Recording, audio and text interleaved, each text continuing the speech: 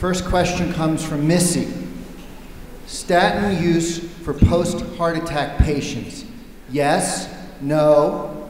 If yes, describe the recipe of when they would be beneficial. So that's a loaded question. And it also has a lot of connotations of legal issues with it. So the best clinical trial that showed that statins are beneficial in this is the Forest trial that I showed in 1994, 4,000 patients. The mortality benefit, the best way to describe it is that if you treated 200 patients for 1 year, you will prevent half a death, one death. 200 patients for 1 year, you would prevent 1 death. The degree of effect is small. There is a lot of conflict of interest in these trials. So really, you got to individualize it. You got to tell the patient the degree of risk, the degree of benefit, and they have to make their own personal decision. So rather than go into a very long tirade, I think I want to kind of leave the answer at that. So, sorry, I missed you, Jeff. What want my opinion on that? Any comment on it, but I have comment. I'm not strong on it, so I'm going to pass to you guys. So Nadir and I go back and forth on that sensitive topic. So he's a bold cardiologist, and I'm a humble family doctor. And we look at the same data, and I agree with Nadir that you have to inform your patients. That is the most important aspect, that they understand the data, and we look at the same data. I look at calcium scores, and if they have a higher score, we talk about statins. But of course, the question was related to heart attack patients. So I tell patients that the mainstream guideline is to statinate. And so we have that discussion. And again, we make a choice, a decision together. And then we talk about an alternative approach, which is, again, nutritional. So that's how we deal with that. I don't want to challenge my friend, but statins increase coronary calcification. So if you get statins if you get calcium in your coronaries and you're not on statins, it's bad. But if you get calcium and you're on statins, it's good. You know, doesn't make sense to me. Now the question is, does it create calcium in a good way or a bad way? Yeah, well, the statin experts say that the calcium comes in because it's healing the plaque, and that's why the calcium with statin goes up. And to me, that makes little sense. He's awesome. Okay, so let's move on. How to enhance weight loss in an obese patient who is insulin sensitive. And so I talked about that, and if we had the answer, we would win the Nobel Prize. So it's a challenge, the insulin sensitive patients, and as I alluded to, we have to consider satiety and finding ways to control people's appetite, so again, they're not as hungry, and yes, they end up eating less, and for some, it's not a high-fat diet. It's not even a keto diet. So the macronutrients, the mix will vary based on your insulin sensitivity, and hopefully we can get some comment from the others. No, again, I'm not a clinician at the front line dealing with this, so, but what you say sounds good, Jeff. Okay. Yeah, so I love to broach that topic, and I don't have the answer for it, but it just brings in the concept that the hormones and the calories are all important. Okay, do you want to pick one? So while I pick one, I just would like to ask Dr. Eades a question, because I'm such a big fan of his. You talked about the expensive tissue hypothesis, and my question to you is that, does the expensive tissue hypothesis argue that the brain grew only because we ate high-quality animal food in evolution? I think what the hypothesis says, at least according to her paper, is eating the high-quality foods during evolution reduced the metabolic constraint pressure so that the brain could encephalize. Does that make sense? So, I'm sorry. I was trying to do two things at one time. I want to ask a question from here. So, go ahead. I think according to the paper that the high-quality diet allowed the brain to encephalize. I mean, it allowed the gut to reduce because something had to happen because of the metabolic constraint line by Kleiber. And you couldn't grow a big brain and have a big gut at the same time because then you'd be up over the line. So because of that constraint, the high-quality diet from switching to a more vegetable matter diet or more plant-based diet to meat ended up allowing the brain to encephalize. It took that pressure off because the gut could reduce in size. So wouldn't that argue that Michaela Peterson and all the carnivores in this room are right? Yeah, I mean, I would think that it would argue that, certainly. Yeah. Can I chip on that? It was a wonderful study, Lorraine Cordain, 2001, analysis of what hunter-gatherer people ate. And it was data collected through the 19th century, and there were a great number of tribal people who had not been exposed to Western influences in food, and they were studied. People were fascinated in these people who lived as primitive hunter-gatherers. And the question is, what did they eat? And the summary really is they ate the fattest meat they could get. Now, there is a little bit more to it than that, and Mike, you might like to have an opinion on that. And some did manage, a small proportion did manage on more than 50% of their diet coming from vegetable plant sources, but their preference was for the fattest meat they could get. Yeah, I have an opinion on almost everything. So, I was actually working with Lauren Cordain when he was writing that paper, and we were in daily communication. And the genesis of that paper was a symposium that was put on in Chicago sometime in the mid-'60s called Man the Hunter. And the guy that actually led the thing, and I think his name was DeVore, though don't hold me to that, wrote a paper that studied the same, he's talking about the ethnographic atlas, studied the same ethnographic atlas that laid out all the dietary habits and exercise habits of these hunter-gatherer societies that have been found all over the world.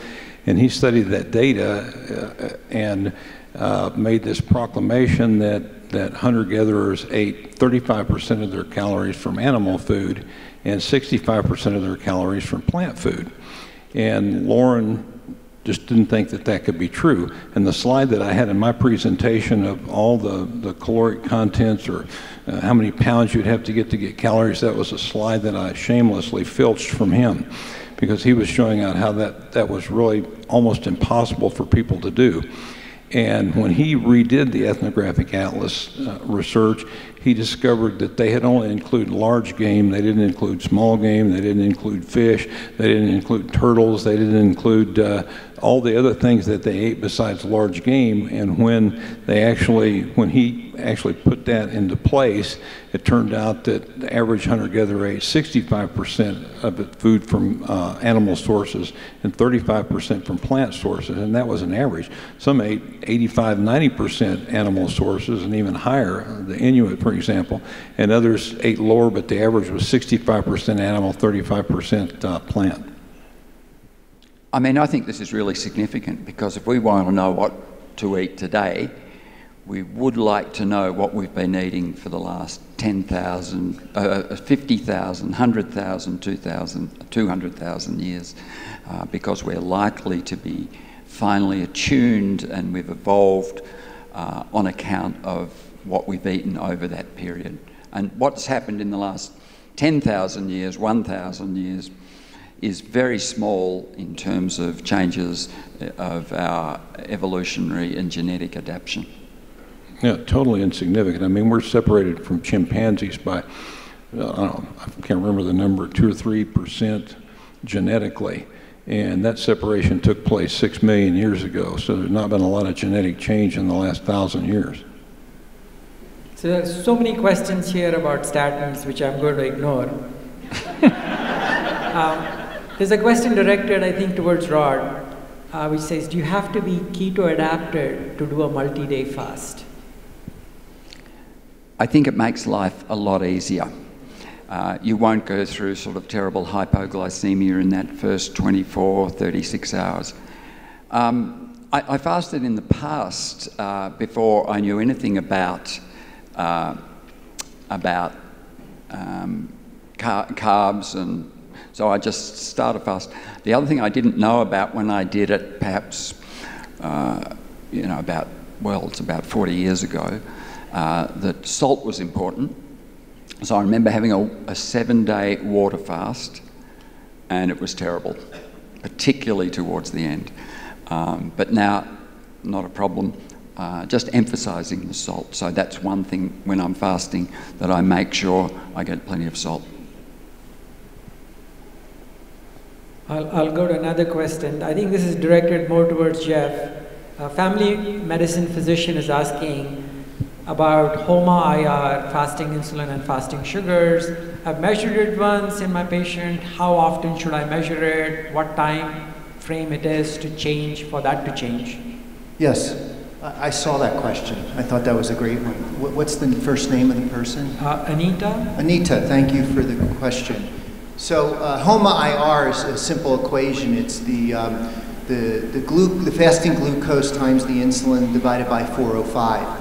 And generally, if that number is under 1, that's very favorable, meaning that you're more insulin sensitive than insulin resistant. And that's a great tool. I don't use it a whole lot in my office, but if that is one of your tools that you use, you could probably check it every 3 months or so. And you know, one caveat is what the insurance will pay for. If in our office we're insurance based, so we have to consider what the insurance will pay for that particular test. And insulin is pretty easy in the U.S. to get that test paid for. And the lab may do a HOMA-IR. You can just do the simple calculation. And so hopefully with time you'll see that number continue to drop.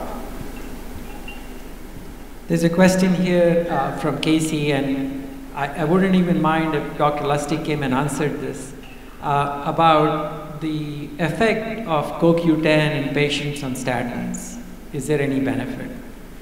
And from my standpoint, I've reviewed the literature. I'm unconvinced that there is any clinical study that shows that there is any significant benefit by adding CoQ10 through ingestion, through tablets, in people who are on statins. Because the CoQ10 has to be taken up, packed into a lipoprotein molecule, go to the muscle, then go to the mitochondria. And I have not seen any studies that show that it really does happen. And I don't know, going off protocol, he's done some research. He says that he's not seen any evidence that CoQ10 gets to the muscle level. You want to let Mike pick one? Please. I got an eye up. Okay. I'm supposed to be the moderator, but I'm deferring my job here. Oh, okay.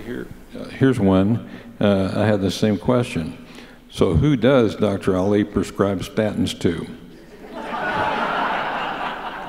I'm glad that's taken away from me, because everything seems to be directed at the statin talk.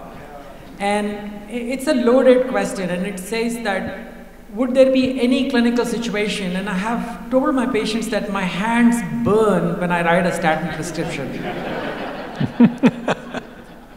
But, you know, I'm not practicing outside of guidelines. I tell patients the benefits, I tell patients the risks, I tell that I'm clearly biased because I come from a totally different approach.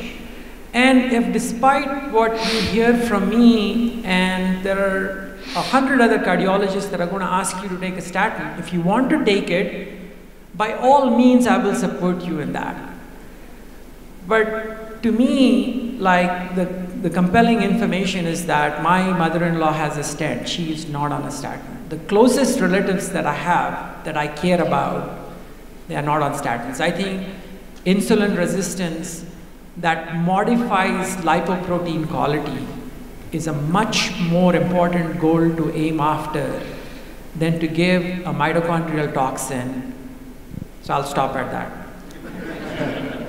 I'm going to kind of shift the discussion a little bit. So I mentioned how the calcium score can be a great decision maker, whether or not you statinate or not. And so if you have a patient in middle risk, when you put them through the risk calculator, and you don't know what to do, unfortunately most doctors just put them on statins. And so this is where the calcium score comes in. And we have a hashtag called the power of zero. And it's a decision-making tool. So if you have middle risk and your calcium score comes back zero, there are multiple studies that show that there's no benefit to statins. I gotta agree with that, although the numbers for LDL go in the calculator only to about 190. Most of my patients who are doing real rabid low carb, who are carnivores, run cholesterol levels in the LDL levels in the mid 200s, 300s. So they are following completely outside the guidelines. What to do for them is at this time still an unknown. And I would put my bets on insulin resistance, inflammation, and such factors rather than going ahead and giving them a statin willingly.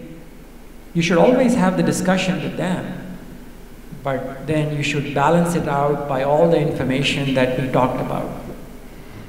I'm going to quick comment on this Power of One. How many people have seen that movie or that video? The discussion? The Power of One, the video by the doctor, the Pakistani doctor. Dr. Nasir? Yeah. Yes, that was his baby. That was what? That was his baby, Power of Zero. Yeah. Somebody else. Well, if you watch that video, as I did, I was struck by something on it. And I was struck by a couple of things. Number one, how eager that everybody was, including the guy giving the talk, to give statins. It was just a knee-jerk reaction.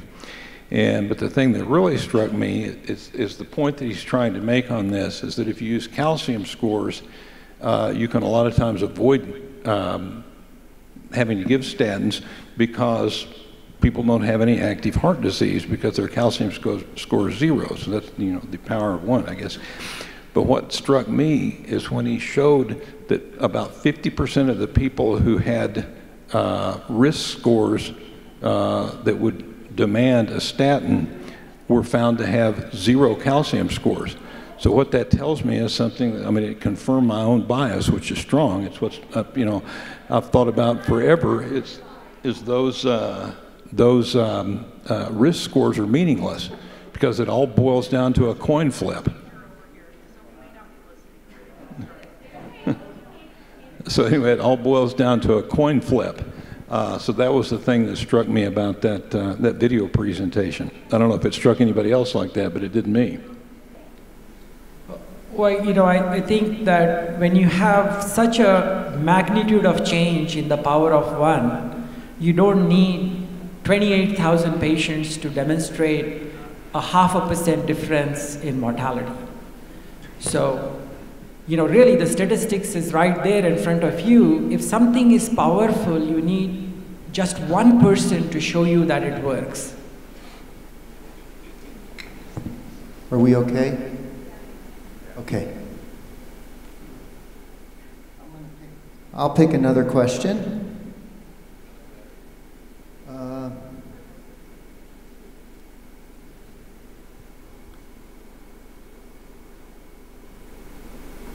There are a lot of hard questions. Wow. Jeff, can we take one from the floor? No, we don't have a microphone. Okay. Rod, here. Do you want to pick one? Sure. Okay. Oh, good. We have more than enough there.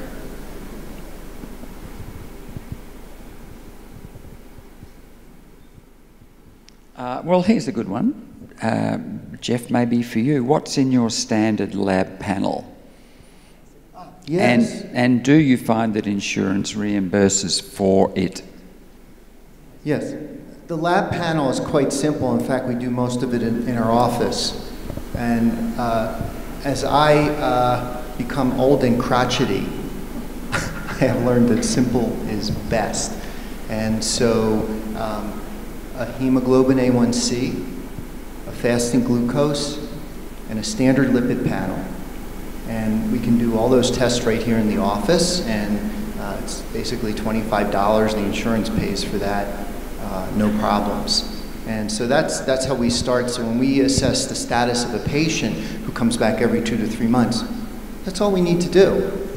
Now, we have a lot of data geeks and engineers that come and see us because of our particular interest. I should have been an engineer, and they want to do some of the nuanced tests, and they come in with spreadsheets and graphs, and you know, I get new patients, and they bring in their paperwork, and I walk in, oh, you're an engineer. I mean, I get that. So they love it. So they want to look at more nuanced tests. So we can periodically do insulin, C-peptide, hsCRP, a HOMA-IR that I don't calculate that much. So I think those simple tests give you enough information.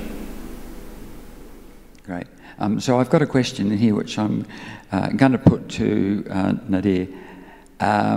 It's about how do you interpret your 2-hour insulin level, and how do you interpret the results? And I'd expand that question, is how do you assess your patients for their glucose status? And do you do a 2-hour insulin Kraft type test? So I check HOMA-IR. I tried to do the 2-hour Kraft type test, and I found it that it was very difficult to get that orchestrated with the lab. So I don't do that. Tagging on to Jeff's question, I'm a little bit more geeky, and I do test my patients for insulin, for HOMA for sure. I do a little advanced lipid panel. I check their inflammation markers. I check the health of their fat cells by checking adiponectin levels. I check coagulation factors. So the initial lab panel for me is a little bit more broad because it gives me a few multiple different data points to assess somebody's health. So, yeah, regarding advanced lipid testing, so the Cleveland Heart Lab has a really good panel that you can do. But Nadir mentioned this, that they have an insulin resistance score in that advanced testing, and it's heavily weighted on LDL cholesterol. And so we don't find that very useful.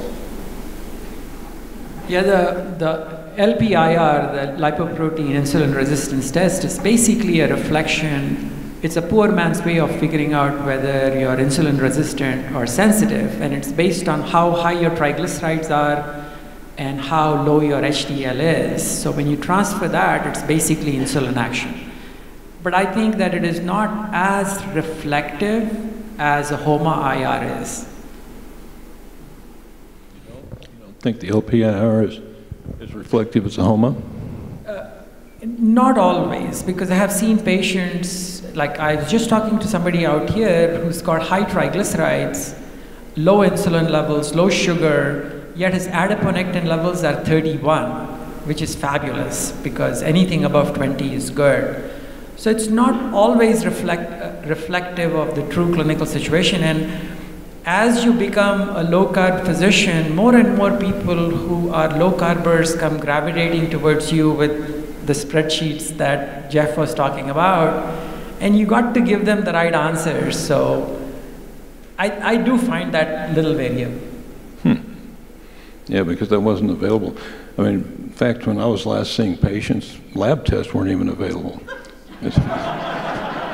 No, LPIR wasn't available, so I've had no experience with it, so I was just wondering. I mean, I've read about it, but I haven't actually used it, so I didn't know. So a question about coronary artery calcium scoring. Let's get an idea from the attendees here. How many people have had a coronary artery calcium scan? And for the live stream audience, I'm saying probably about a third of the group that we have here. So part of the question here is how do you get one, and what insurance covers it, and if you have to pay yourself, how does this work? Yeah, so in the U.S., the insurance doesn't pay for it. Although at our location, there's 4 facilities, and we negotiate an agreement. And so it's $99 in our particular part of town, Littleton, Colorado. You can go up to Boulder, Front Range Preventive Imaging.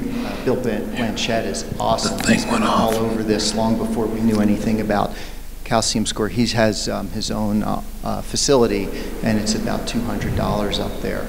Now, you know, it's interesting. It's in the 2018 guideline, and the insurance still doesn't pay for it, but it's relatively inexpensive. And most facilities, you don't need an order from your family doctor or your internist. You can just call up and tell them you want to get the score. But I think it's really valuable to have someone working with you that understands the score. And often, the healthcare professional doesn't understand the score. So, as the guidelines say, you could have a calcium score of 1, and you're supposed to have the discussion of statin medication, right? If you have a score of 100, yes, the guideline says you definitely get on statins. And the other aspect is that a lot of healthcare professionals don't understand that you can track progression looking at something volume and density, where volume tells you, let's say today you get a calcium score, and the volume looking at 2 areas is whatever number it is. And then you come back in 2 to 3 years and you get another calcium score. So the volume went up.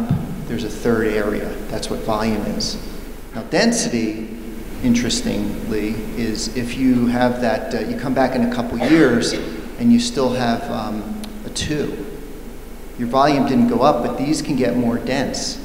And some people argue that that is stabilizing plaque. There's also the other aspect that we see people with super high calcium scores in the 1,000 range. And you repeat their calcium score in a couple years, and the volume stays the same, 1,000. So Raghi did a paper back in the early 2000s, and Michael knows about this, I believe. And if that calcium volume remains the same over years, that their risk of having an event actually becomes equivalent to an individual that has a very low score. Can I ask a question? And perhaps to Mike, but also Nadir as well.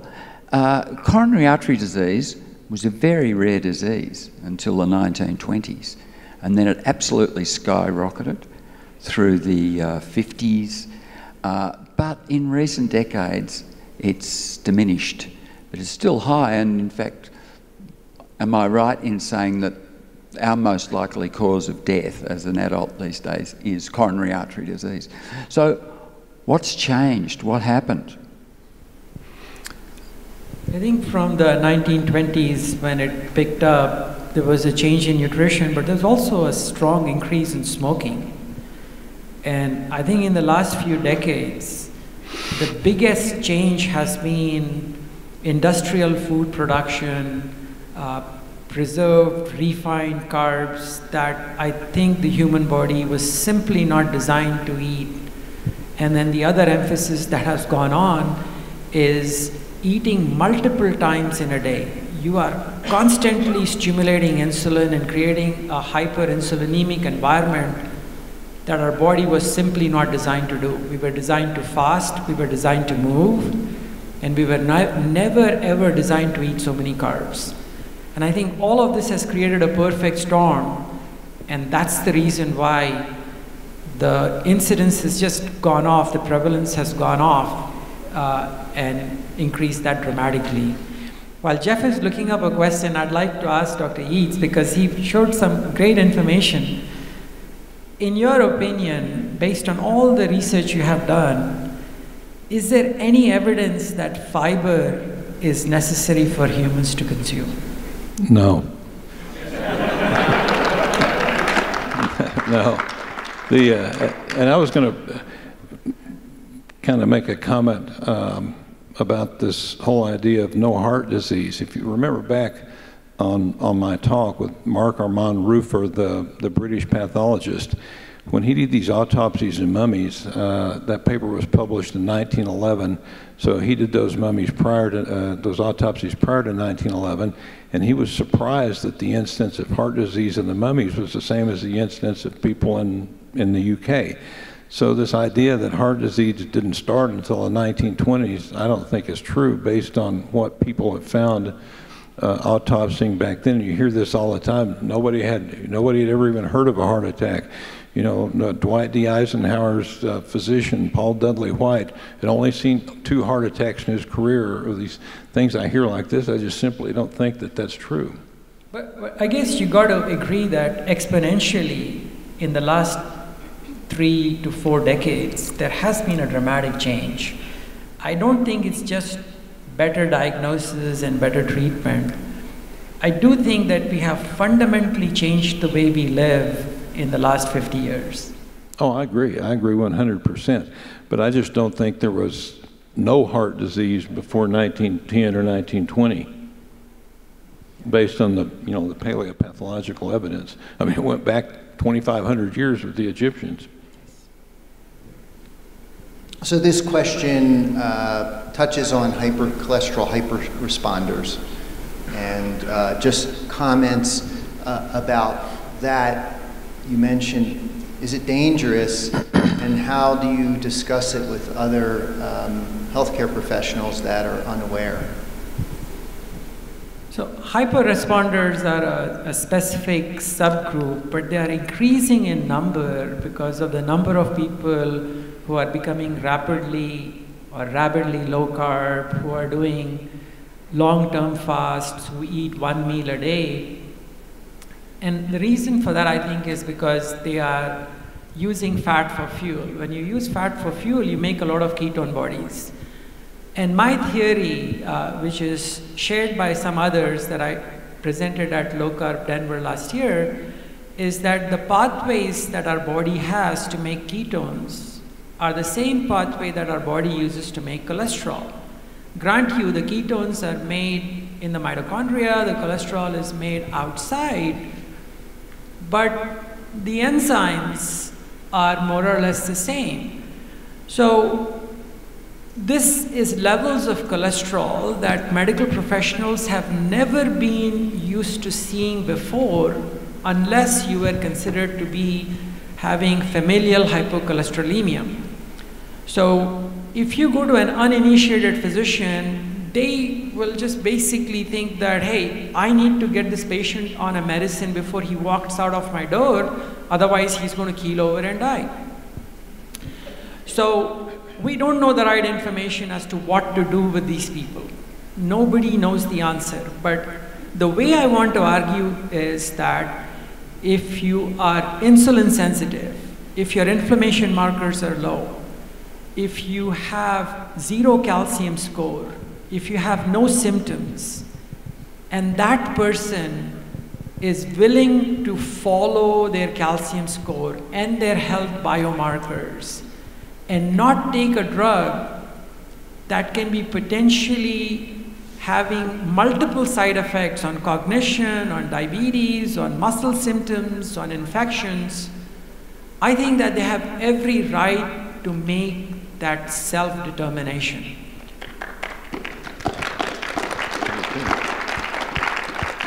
I saw that question piqued Siobhan Higgins' interest. Of course, she works with Dave Feldman. I need to give credit to Dave Feldman for bringing the lean mass hyperresponders, because until he did that, nobody knew who these people were, and it just came out of nowhere. It maybe have made its way into the medical literature at this point. So there's an engineer. Great. What's more, it's made its way into Twitter. Yeah, that's more important. What is the mechanism by which calcium causes CVD?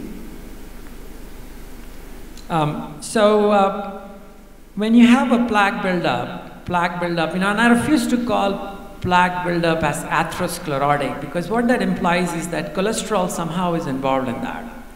I think I've read so many different papers, and to this day, I don't know if the cholesterol comes to the site of injury where the plaque is being formed to heal the plaque. Many of my colleagues like to think that it has come there to cause the plaque. I think otherwise. So calcium is perhaps a healing response to a vessel that is going through injury and repair.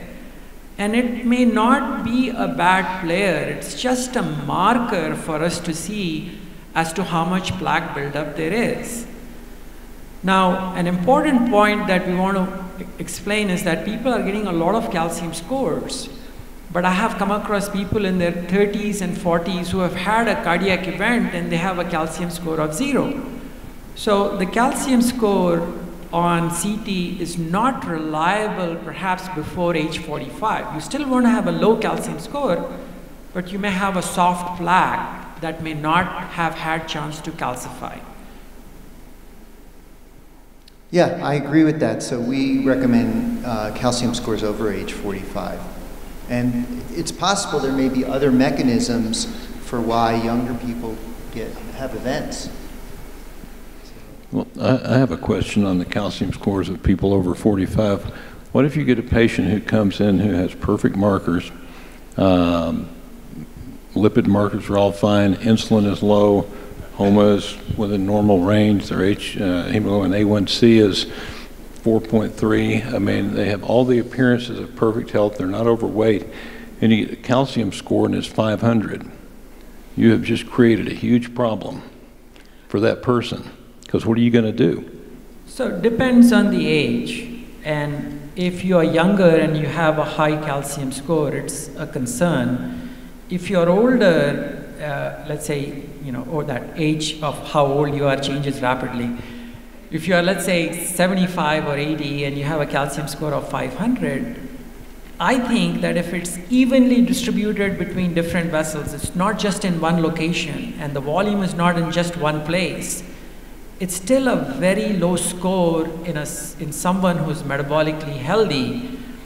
And I want to tag on, I get so many questions that ask me, how can I reduce my calcium score? And I've been checking calcium score in my patients a lot. I have personally not seen regression. And I'm not even sure that we need to aim for regression. There are a lot of internet reports on people regressing their calcium score. The calcium is there as a healing response, perhaps. It's probably important to prevent progression, to make an increase, to prevent the increase in calcium, because that means that you're not building more plaque rather than aim for regression. So in that particular patient, if that person is asymptomatic, has a normal stress test, and is over 75, I would probably do nothing but reassure the patient. I would ask if the patient was an endurance athlete, because I think that's one factor where we see calcium go up in an endurance athlete. And is it a good thing? Is it a bad thing? It's probably not such a good thing, but you have to look at other factors and consider the entire picture. Right. But you can create a cardiac cripple too. You can create somebody that suddenly thought he or she was in perfect health, and now there's this cloud of doom hanging over their head because they had a 500 calcium score. And I've seen that happen, which has made me question kind of the, there are 4 people that you can get calcium scores on. There are people that have bad labs and bad health. You get people that got good labs and good health, and people that you do the quadrant, and the ones that you can really, I think, get in trouble are the ones that have perfect health and then have a high calcium score. Because suddenly they're thinking, oh my God, I could fall over dead tomorrow, and they've been in perfect health up until then. Yeah. Well, again, like Nadir said, the calcium is there to repair damage, and in that aspect, it's good. And that's kind of a non-standard approach to it. It's repairing damage. It's like a scab becoming a scar. And, we don't look for regression, as I explained in my talk. We just want to stabilize the volume score. And so in that particular individual, I would say, okay, let's track it in a year, maybe 2 years. Let's see if we can clean things up in your diet and your lifestyle and see where it goes. The thing I always wonder about George Mann, who I'm sure everybody knows of George Mann, he was the director of the Framingham study for a number of years and ended up calling BS on it because he saw what went on in the background. And he, prior to that, in the 60s, had spent some time in Africa working with the Maasai, who are a tribe of herders, and they drink a lot of blood, eat a lot of meat, eat a lot of milk, and they have, they have no heart disease. But he ended up doing autopsies on about 65 of them that had died accidental deaths. And what he found was extensive atherosclerosis, but they never died of heart disease. So it makes me wonder if all those Maasai had gone in for calcium scores, what would have happened? I want to kind of tag on to that and talk about a fellow Texan group, the Cooper's Clinic in Dallas, that's done extensive work on endurance athletes and measured their calcium scores and compared them to athletes who did not have the same level of physical exertion on a weekly basis. And what they did find is that endurance athletes do have higher calcium compared to their more sedentary peers. But every other biomarker in them was good. They had low triglycerides, they had lower evidence of insulin resistance. And when you looked at their outcomes data as to who did better, by far the endurance athletes with higher calcium scores outperformed their more sedentary colleagues with lower calcium scores. So I'm not sure that if you are an endurance athlete and you have some calcium, but your other biomarkers are good, it's perhaps not as bad, just like Dr. Eades is pointing out from the Maasai information. Okay, well, it's noon, and I hope you like our app. It perhaps keeps the speakers going longer. It's not quite as interactive, but we'll get some feedback at the end of the conference. So we're going to meet back or reconvene, as Rod likes to say, at 1:30. So enjoy your time. Maybe I suggest, because there's so many people out here, that we take one question from the app and one from the audience from the next session on. Okay, thank you. Thank you.